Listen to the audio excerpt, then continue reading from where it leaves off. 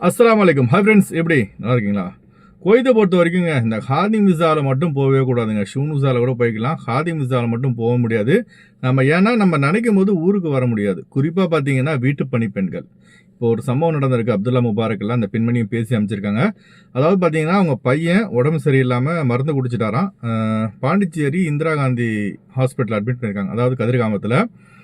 இப்போ அவங்க பார்த்தீங்கன்னா, இப்போ அவங்க கஃபீல் கிட்ட கேட்டிருக்காங்க. கஃபீல் என்ன சொல்லியிருக்காரு, ஏஜென்சி கிட்ட பேசிக்கோ, ஏன்னா நான் இப்போ உன்னை கொண்டு வந்து ஒரு 3 மாதம் தான் ஆகுது, என்னால் வந்து இப்போ ஊருக்கு அனுப்ப முடியாது அப்படி சொல்லிட்டாங்களா. அவங்க வந்து ஏஜென்சி கிட்ட பேசும்போது ஏஜென்சி என்ன சொன்னாங்களா, நீங்கள் வேணால் பணத்தை கொடுத்துட்டு போங்க அப்படின்றாங்களாம். சரிங்களா? ஏன்னா இந்த மாதிரி வந்து ஒரு தர்ம சங்கடமான நிலைமை நிறைய பேருக்கு வந்திருக்கு. அதனால் தயவு செய்து குவைத்துக்கு வரக்கூடியவர்கள் ஹாதி விசாவில் வராதிங்க, குறிப்பாக பெண்கள். ஏன்னா நீங்கள் நினைக்கும் போது ஊருக்கு போக முடியாது. இப்போ அந்த பெண்மணி பேசியிருக்காங்க. நான் வந்து இப்போ நெல்லை மறைக்கார் வெளிநாடு வாழ் நலச்சங்கத்தில் வந்து ஒரு நிறுவனர், அவர்கிட்ட நான் பேசியிருக்கேன். இன்ஷால்லா ஒரு ஸ்டெப் எடுப்பார் சொல்லியிருக்காரு. இன்ஷால்லா இந்தியன் எம்பசி கிட்ட பேசி அவங்களுக்கு உண்டான வந்து ஒரு எல்லா வசதியும் செஞ்சு இன்ஷால்லா ஊருக்கு அனுப்பி வைப்பார்னு ஒரு நம்பிக்கையான ஒரு வார்த்தை சொல்லியிருக்காரு. இன்ஷால்லா துவா செய்யுங்க. அதே போல் எனக்கு தெரிஞ்சு, அதாவது என்னுடைய தனிப்பட்ட கருத்து என்னன்னு பார்த்தீங்கன்னா, தயவு செய்து வீட்டு பணிப்பெண்கள் வேலைக்கு போகாதீங்க.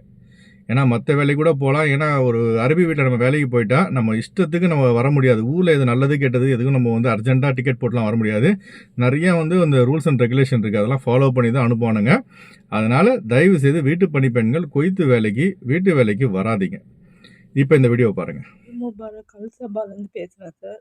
என்னோட பையன் பாண்டிச்சேரியில் இருக்கான் சார். அவனுக்கு கொஞ்சம் உடம்பு முடியலன்னா அவன் ஏதோ மருந்து குடிச்சிட்டான் அப்படின்ட்டு ஹாஸ்பிட்டலில் சேர்த்துருக்காங்க சார்.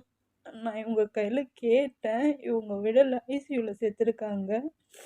2 நாளாக ஐசியூவில் இருக்கான். இவங்க கையில் நான் கேட்டேன், நான் எங்கள் ஏஜென்ட் கையிலையும் கேட்டேன். அவங்க நீ காசு கட்டிட்டு தான் போக முடியும், நீ போய் என்ன பண்ண போற, காசு அமைச்சு விடு அப்படின்றாங்க சார்.